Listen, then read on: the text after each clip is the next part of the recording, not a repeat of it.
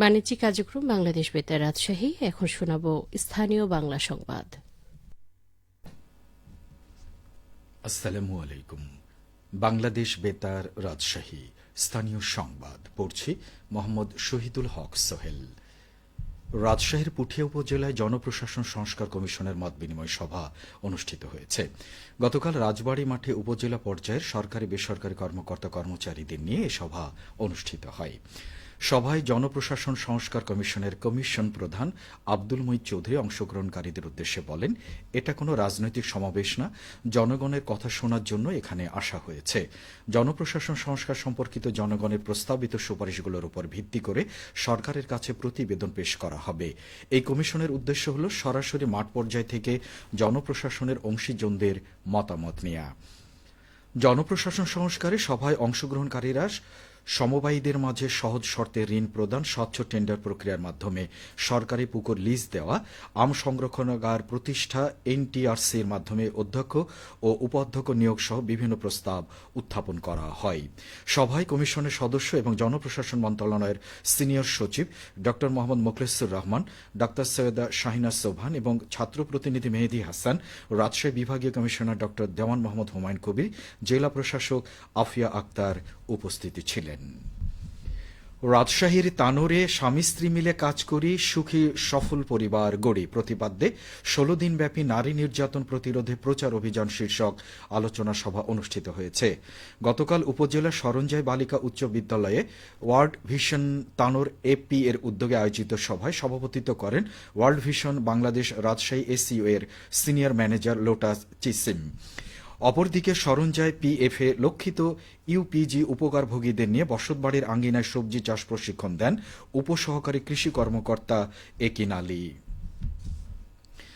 নাটোরের জেলা প্রশাসক Asma Shahin Natore chamber of commerce and ইন্ডাস্ট্রির নবনির্বাচিত কমিটির সাথে মতবিনিময় সভা করেছেন। আজ চেম্বার ভবনে অনুষ্ঠিত সভায় সভাপতিত্ব করেন Natore chamber of commerce and ইন্ডাস্ট্রির সভাপতি মোহাম্মদ আব্দুল মান্নাফ। বর্তমানে সক্রিয় chamber of commerce and industry যথাযথভাবে দায়িত্ব পালন করবে আশাবাদ ব্যক্ত করে জেলা প্রশাসক বলেন, ব্যবসা বাণিজ্য এবং শিল্পের প্রসারে ভূমিকা রাখতে হবে। বাজারে ক্রেতার স্বার্থ সংরক্ষণে চেম্বারের ভূমিকা রয়েছে। ব্যবসায়ী বান্ধব সরকার চেম্বার অব কমার্স অ্যান্ড ইন্ডাস্ট্রিকে সবসময় সহযোগিতা প্রদান করে যাবে। সিরাজগঞ্জে জুলাই আগস্টে ছাত্র জনতার গণঅভ্যুত্থানে আহত ও শহীদদের স্মরণে স্মরণ সভা অনুষ্ঠিত হয়েছে। গতকাল জেলা প্রশাসনের আয়োজনে শহরের এ মনসুর আলী অডিটোরিয়ামে এই সভা অনুষ্ঠিত হয়।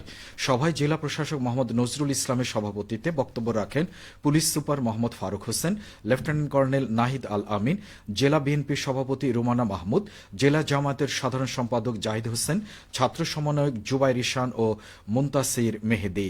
সভায় উপস্থিত ছিলেন জুলাই আগস্টে ছাত্র জনতার গণঅভ্যুত্থানে সিরাজগঞ্জের বিভিন্ন স্থানে শহীদ হওয়াদের পরিবার ও আহতদের পরিবারের সদস্যরা। স্মরণ সভায় বক্তারা জুলাই আগস্টের চেতনা ধারণ করে আগামীর বাংলাদেশ বিনির্মাণের আহ্বান জানান। নওগাঁ বদলগাছিতে উপজেলা প্রশাসনের উদ্যোগে ন্যায্য মূল্যের দোকান বসানো হয়েছে। গতকাল দোকানের উদ্বোধন করেন উপজেলা নির্বাহী অফিসার মাহবুব হাসান।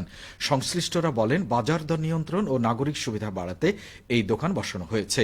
প্রথম দিন সকাল থেকে আলু, পেঁয়াজ ও ডিম বিক্রি করা হচ্ছে। উদ্যোক্তাদের মাধ্যমে সরাসরি কৃষক, খামারি ও উৎপাদকের কাছ থেকে সংগ্রহ করে খুচরা পর্যায়ে বিক্রি করায় সুলভ মূল্যে পণ্য পাচ্ছেন ভোক্তারা। উদ্বোধনী অনুষ্ঠানে উপজেলা প্রকৌশলী সুমন কুমার দেবনাথ, সমাজসেবা অফিসার রাজীব আহমেদ সহ অন্যান্যরা উপস্থিত ছিলেন। খেলার খবর। রাজশাহী বিশ্ববিদ্যালয়ে নারী আন্তঃবিভাগ ফুটবল টুর্নামেন্টের ফাইনাল খেলায় শারীরিক শিক্ষা ও ক্রীড়া বিভাগকে ১-০ গোলে হারিয়ে চ্যাম্পিয়ন হয়েছে ম্যানেজমেন্ট স্টাডিজ বিভাগ। গতকাল বিশ্ববিদ্যালয় স্টেডিয়ামে খেলা অনুষ্ঠিত হয়।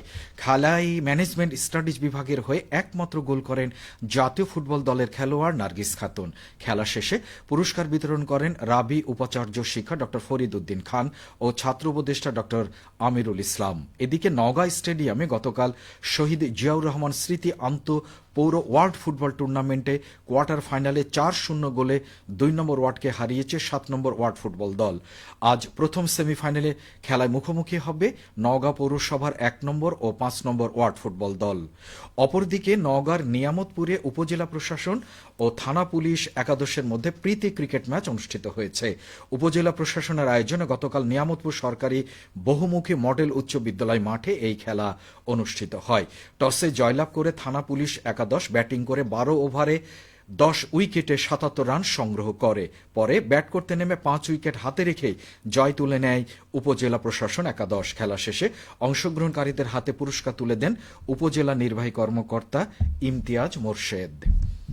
সবশেষে আবহাওয়া। আজ দুপুর 2টোয় রাজশাহীতে তাপমাত্রা ছিল 28.5 ডিগ্রি সেলসিয়াস। এ সময় বাতাসে আপেক্ষিক আর্দ্রতার পরিমাণ ছিল 41%। রাজশাহী ও পার্শ্ববর্তী এলাকায় আজ সূর্যাস্ত সন্ধে 5:15। সংবাদ শেষ হলো। আমাদের পরবর্তী স্থানীয় সংবাদ শুনবেন বিকেল 4:05।